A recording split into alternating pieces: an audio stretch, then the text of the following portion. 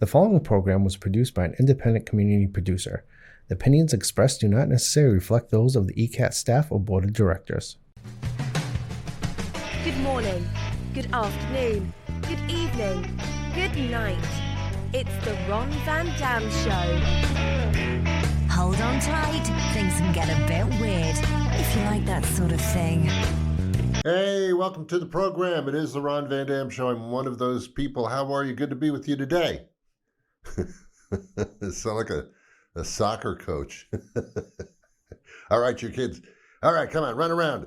Run around and hit that ball with your feet. Come on. Come on, kids. I could have been anybody can be a soccer coach. You just make your voice gravelly and yell out directions and whatever. Welcome to the show. I am Ron Van Dam. I come into the studio once a week to do what I do every weekday, which is a syndicated radio program, and now everything's a podcast anyway. I'm on like 20 different platforms. Right now I'm sitting in a chair. And that's what I do. I've been doing this for 30 freaking years, both on radio and television. As I get older, not so much television, a lot more radio. And what I do is I am a certified sociologist. Can't even say it. I can't even say what I am. I'm a sociologist. A doctor? Am I a doctor? Nah, sure. And what I do is I look at what the people in my field do. We look at the human condition and how it reacts to society. And I got to tell you, that's pretty fascinating right now. As technology changes and social media changes, we react differently.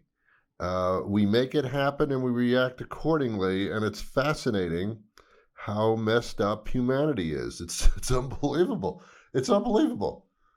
You would think we would have advanced somewhere by now, but no, it's just like we hate each other in a more sophisticated manner. It's fantastic. And religion was supposed to have brought us together spiritually so we love each other. It's made us go to war and kill each other. My God, this is not working out at all. So that's what I do. I look at the social aspects of human beings in a humorous manner, because you got to look at it in a humorous manner, otherwise you go crazy. So thanks for being here. You can listen to my show on a daily basis. Monday through Friday, I do a nude program. No, another program, not a nude program. Oh my God, nobody would watch that. I do another program every weekday. You can tell that I talk too much. I do this too much because I can't talk anymore. Anyway, you can find me on newenglandbroadcasting.com. And you can find me by Googling The Ron Van Dam Show. It's everywhere. It's just, matter of fact, when you open the lid to the toilet, I'm in there. A lot of people say that. Anyway, let's get started. Thanks for being here. It's a half an hour show. Thanks for taking a half an hour out of your life to watch and listen to this. I know you have other things to do. This won't take very long. Then you can go on with the life that makes no difference anyway. So, whatever. You know what I do love? There are parts of technology that I like, and there are parts of technology that I cannot tolerate. I think we're all in the same boat, like the Titanic. Here's the deal. Credit cards. I remember getting my first credit card when I was younger. And I bought everything in sight. And we all did this. We bought everything in sight. And then the first bill came and it was like, whoa, okay. I didn't know it worked like this. I thought I had to pay in little increments. Well, you can, but then you end up paying like 20 times as much.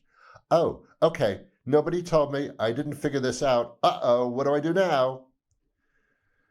So, credit cards are good though. If you can afford to buy the stuff anyway, it's a more convenient way of buying something, but it doesn't mean that it's free or you can pay it over that much more time because you pay for that luxury. Understand what a credit card is, kids. This should be a course in school. I haven't been to public school in a long time, but when I went, there was no course at all about getting older and having to do your own stuff. Nothing like that.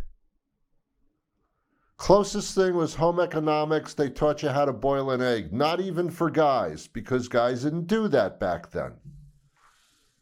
There was nothing. There was wood shop. I had wood shop.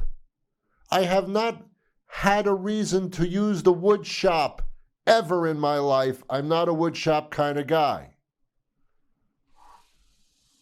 There was no preparation. They didn't really have sex education, really. They never explained that. That's your parents' job. What do you think? What are you doing here? There was no preparation for life in school at all. Not at all. You could spell, you could do some math, you might know a little history. Other than that, maybe you learn how to read or write. They even taught you penmanship. There is no penmanship. What are you talking about? Nobody writes in script anymore. Do you even know what that is?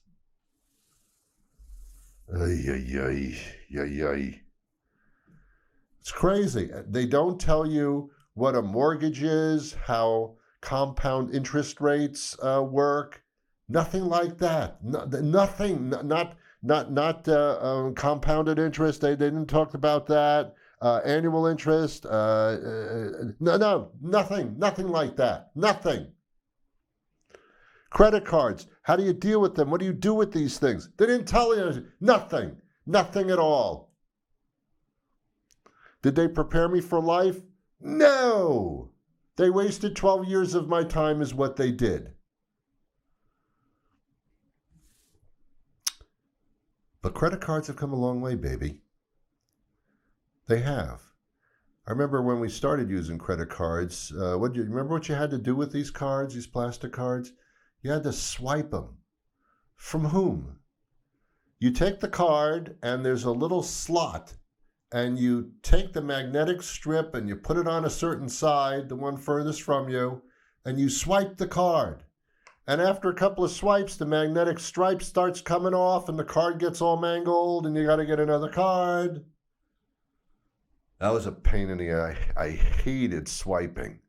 I don't like to swipe.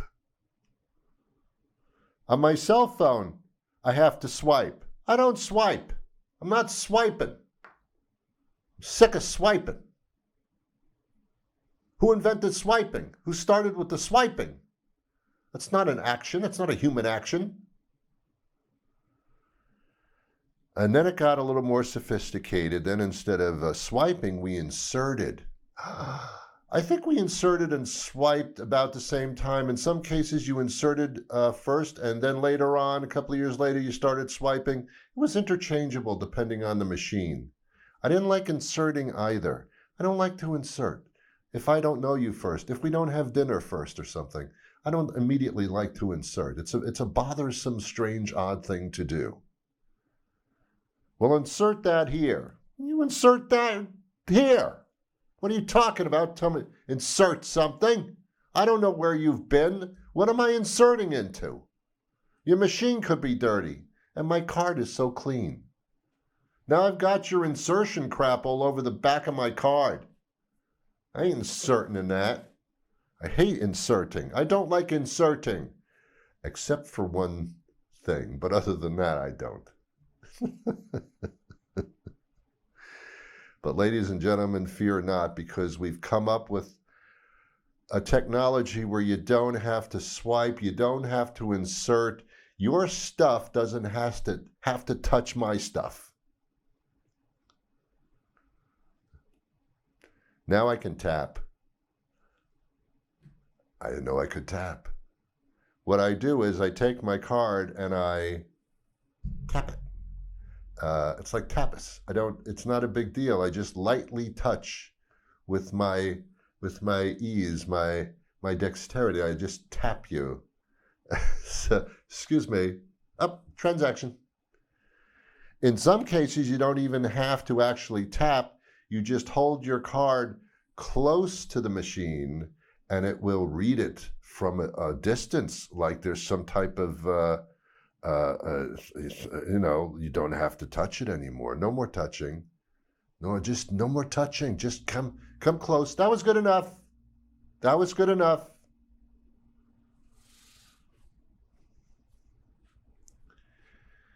I like that. I like that.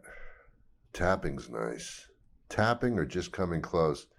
And then I also have a computer at home where I don't have to use a mouse or anything. I can just, it's a touch screen. I can just touch the screen. Where do you want to go? I'm going to go here. I like that. So technology is good. But after that, it sucks. It's just awful. And being a sociologist, as I am, my greatest pet peeve, I have a pet peeve and I have a pet dog. What I don't like is, besides the human race, is social media. I think that just, oh my God. Somebody thought this would be great because we can all connect without having to go somewhere. We can all share ideas and we can spread the love and we can all gather as a, and this is when they started to use the word community. You know, it's like, we gather as a community. What? What are you talking about? The community? No, that's not what it is. Now we're taking all our rotten, stupid, close-minded, angry ideas and we're just throwing them out in your face. That's your community. Your community of getting the anger out of your body and directing it at other people, anonymously for the most part. Yeah, what's your username? Well, my name is Bob. You don't want to use Bob. People are going to know you're Bob. Do a username like angry son of a bitch. How about that? Use that as a username. Angry son of a bitch 237.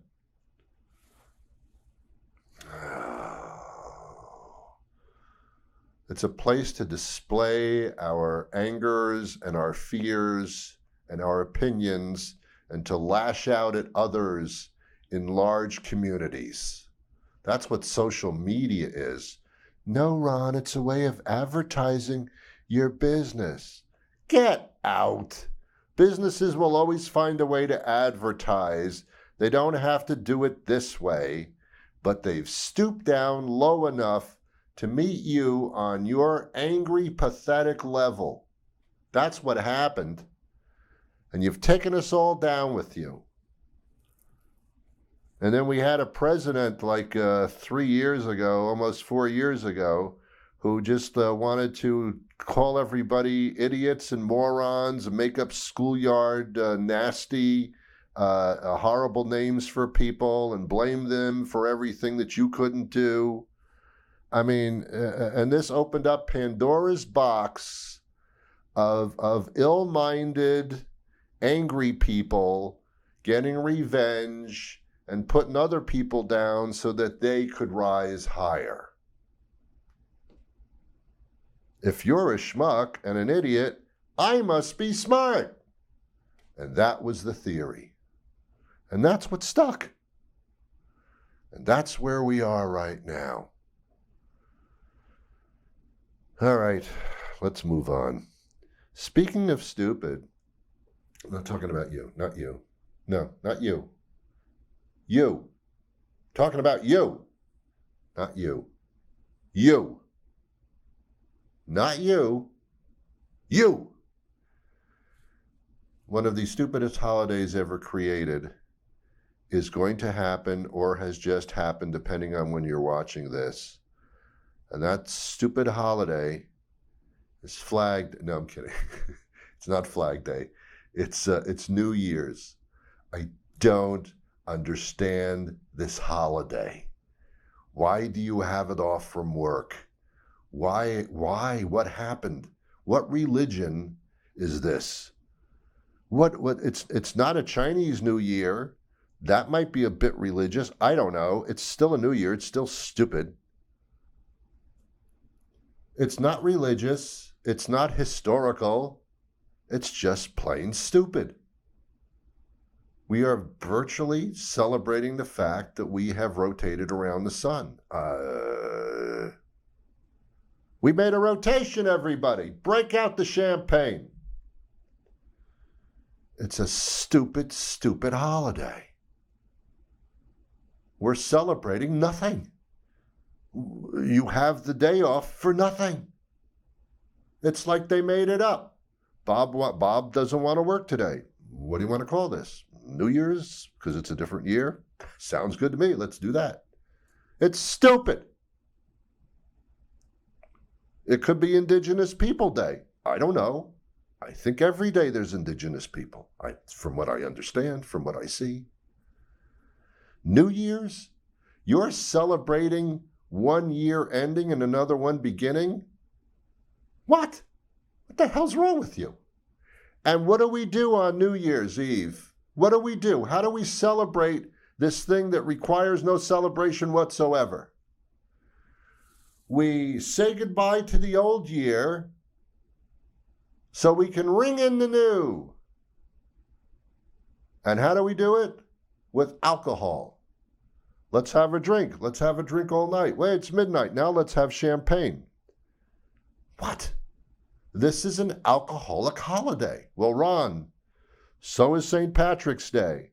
I know, but at least you got some kind of thing going on there. There might be a tiny reason for one group of people. New Year's? What are you doing? And they celebrate this all across the globe, in every hemisphere, in every town, in every city, in every country. This happens, not at the same time, because we're in a rotation Earth thing. But other than that, we all celebrate New Year's. It's so odd. And we do it with fireworks. The bombs bursting in air. Fireworks are explosives in the air, similar to what you might see in the Middle East right now. The concept is awful. There's like bombs exploding in air. Well, I don't, how is that celebratory? Anyway, New Year's is just stupid. It's just stupid. You have to stand there at a point and go, what am I doing? What am I celebrating here? Especially now we got 2024 coming into play. Here's the odd part. Here's the stupid odd part of the stupid thing. You say goodbye to the year you've just gone through, and then you usher in, with open arms, the hope and the possibilities of the new year coming up right now. And you embrace the new year. And then at the end of that new year, you say, that one sucked. Let's just say goodbye to that. Hey, you embraced it. A year later, it was horrible. And every year this happens. I'm so glad we're starting a new year, because that year was horrible. That's what you said about the year before that, and the year before that, and the year before that, and the year before that. Only this time, 2024 is really going to be horrible. We know that ahead of time. It's going to be tumultuous. Probably the Civil War will break out toward the end of next year. I don't know. I don't know much about history, but I know sometimes some people don't like to lose and will do anything not to lose. So I don't know. It could be a difficult year, perhaps.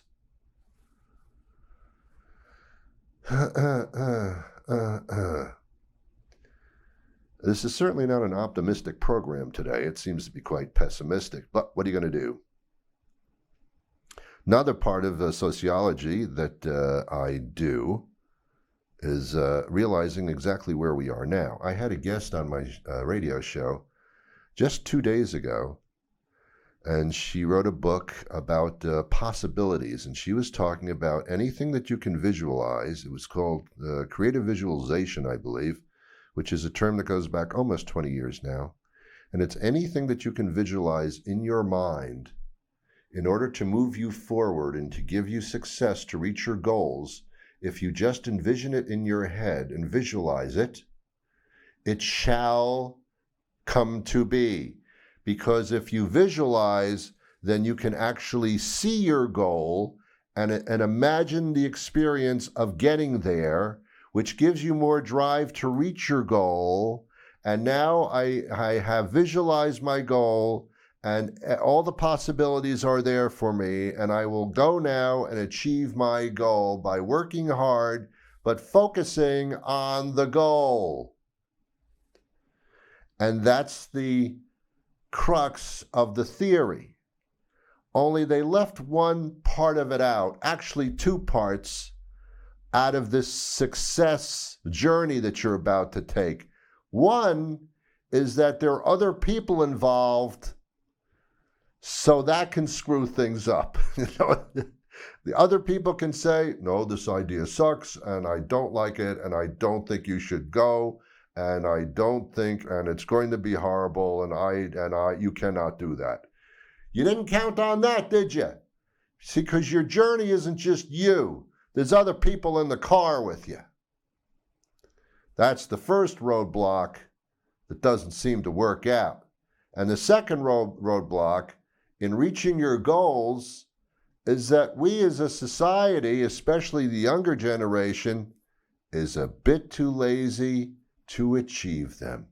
Oh, I can see the goal. I can visualize the goal in the distance. But you know what? That's a lot of work. I got to do things. I have to sacrifice, and I don't even want to get out of my chair, to be honest with you. I wasn't born in this generation to go get something. I was born in this generation to have things come to me. I shouldn't have to get up off my ass to get something. That isn't what I was taught. No, you see, the younger generation thinks that it should all come to them, like Grubhub, like Amazon deliveries, that kind of thing. Yeah, let's go to the store and buy some. No, let's just sit in a chair and look at a screen and pick stuff out and have it sent over. And if we don't like it, we'll send it back. That doesn't sound very, very fun-like. I'm too lazy. I got to get up and put shoes on. And I don't think so. I can do everything just sitting down. Why should I get up? Yeah, I want to achieve the goal. I want to be an entrepreneur. I want to have my own business. But I don't want to get up and do it. I don't want to have to stand up. Oh my God, what kind of generation is coming here? You guys are lazy. You guys don't get up. You don't even go to the office anymore. You have your meetings on a computer screen without any pants on. You guys are crazy. You guys are too lazy. But this is what evolved, you see. It's not their fault. They were born into that world. I wasn't. I was born into a whole different world. The world I grew up in. I had to mow the lawn for my parents. I had to do the chores in the house. I had to shovel the driveway. I had to take out the garbage. And this was as a young child. And that followed me through my young adulthood into my middle ages. I did all that stuff. All of my life. I got up off the chair and I did all this stuff. I created 2 businesses. I did it. I don't want to get up from my chair. Where's my food? Where's my food? Oh my God. It's different. In my childhood, they had just come up with, for television sets, they came up with remote controls. And they had them. They were very unsophisticated. You couldn't go from one channel to another without still going through them individually, like 2 and now 4 and now 5 and now. We only had like 9 channels. That's all there was. There were 3 networks. and some local stations. And I lived in New York, so we had kind of more stations than other places. Probably in like Alabama, they had one station and they couldn't even understand it or get it through on their antennas. It was different. It was different back then. So there was a remote control, and I think that was the invention that started things going downhill as far as people being too lazy to do it for themselves. It was the remote control. You could sit in a chair and you could go back and forth between channels, make the TV louder or softer, that kind of thing, turn it on and off. And you didn't have to get up or do anything about it. You could just sit your ass in that chair and it would all be there for you. As long as you were fairly close to the set, because the remote controls were not that sophisticated at all. When I was growing up, there was no cable television. So there was just antennas. And sometimes you had to, if you sat like this, you could get like channel 2.